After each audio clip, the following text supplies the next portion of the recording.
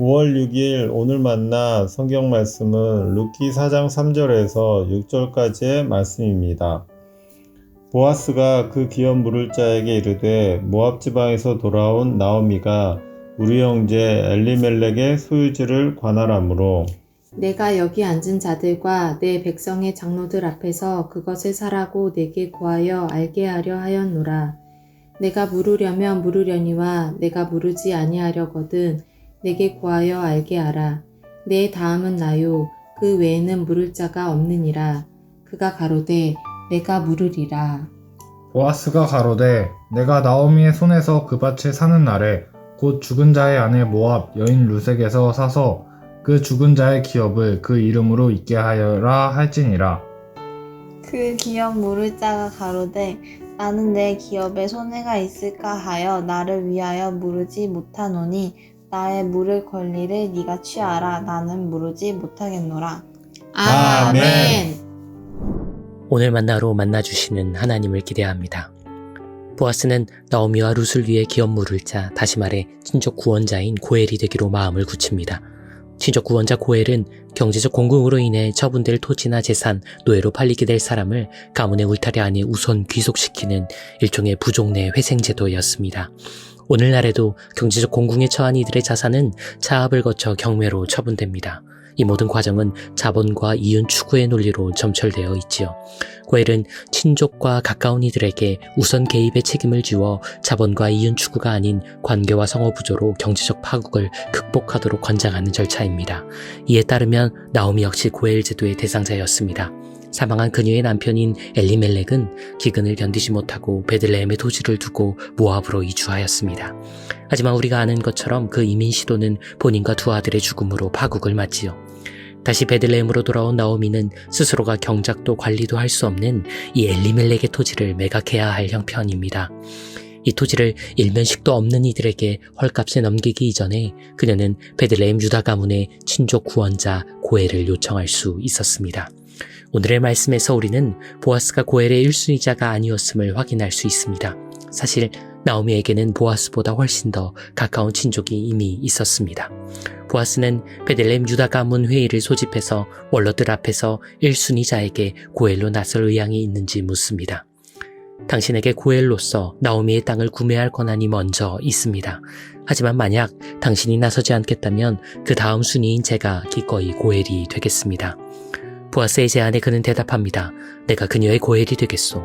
하지만 그는 가까운 친족이었음에도 나오미보다는 엘리멜렉의 토지에 더 관심이 있었던 것 같습니다.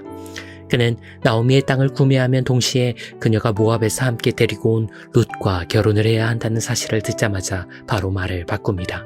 그런 조건이라면 나는 고엘의 책임을 질 마음이 없습니다.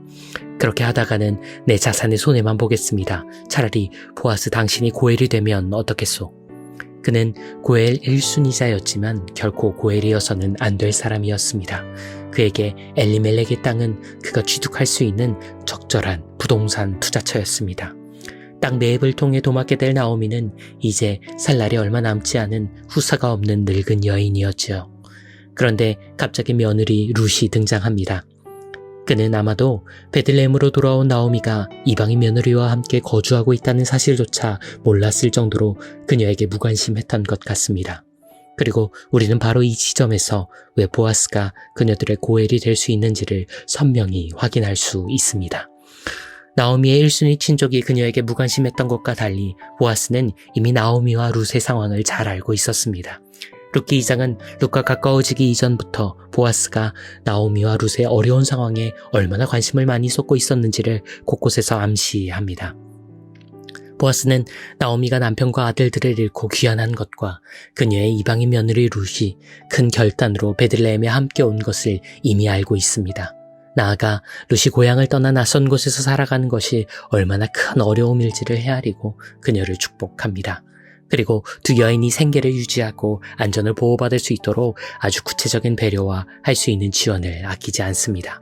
사실 보아스는 이미 그때부터 그녀들의 고엘이었습니다. 그가 친족으로서 나오미와 가까웠기 때문도 경제적으로 풍족했기 때문도 아닙니다. 앞서 등장한 고엘 1순위자도 그건 마찬가지였으며 오히려 보아스보다 더 유리한 조건이었습니다. 하지만 우리가 이미 살펴본 것처럼 이해와 관심, 관계와 헌신이 없는 고엘 제도는 거래와 투자에 지나지 않습니다.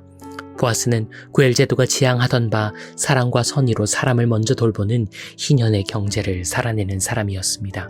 나오미는 이를 알았기에 룻을 통해 후순이었던 보아스에게 호소했던 겁니다. 당신이 우리의 친족 구원자 고엘이 되어주세요. 땅이 아닌 사람을 보는 당신이 고엘이 되어주셔야 합니다. 내 딸 룻을 아는 당신이, 우리의 이 상황을 아는 당신이 우리의 고엘이 되어주셔야 합니다. 오늘 우리는 고엘을 만나기가 힘든 현실을 살아갑니다. 고엘로 기대되는 사람들이 사랑과 관심에 둔감하기 때문이겠지요. 고엘로 기대되는 공동체가 관계와 헌신에 충실하지 않기 때문이겠지요. 하지만 그렇기에 또 다른 가능성이 열립니다.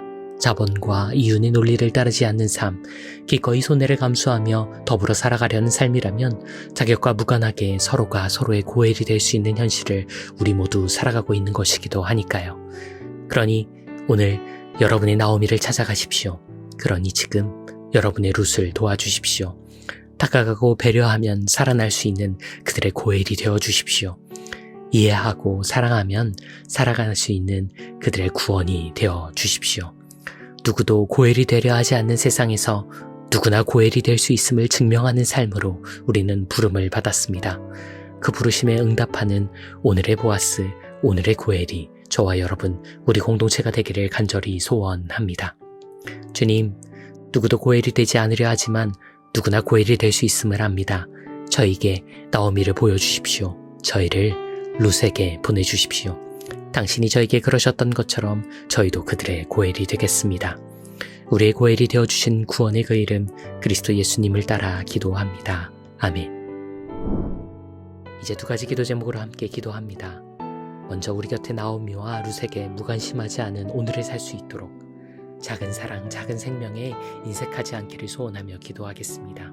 이어서 고엘로의 부르심에 민감한 노프트 광성교회와 한국교회가 되기를 염원하며 누구도 고엘이 되지 않으려는 세상에서 누구나 고엘이 될 수 있음을 증명하는 공동체들이 되도록 기도하겠습니다.